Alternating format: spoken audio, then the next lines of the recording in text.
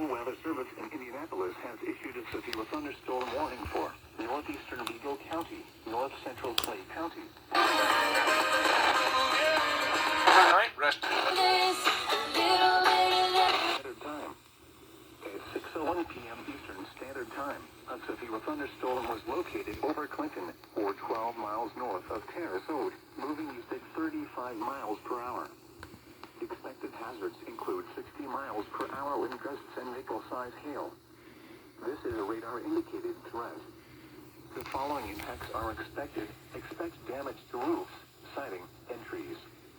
Locations impacted include Clinton, Rockville, Fairview Park, Montezuma, Rosedale, Carbon, Universal, Mecca, Fontanet, Shepherdsville, Lena, Cecil Hardin Lake, Bridgeton, North Terre Haute, and Judson.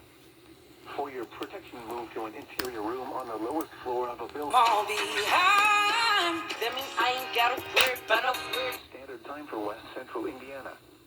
Repeating, a severe thunderstorm warning has been issued until 6:45 p.m. Eastern Standard Time for the following counties in Indiana: Clay, Park, Putnam, Vermilion, and Vigo.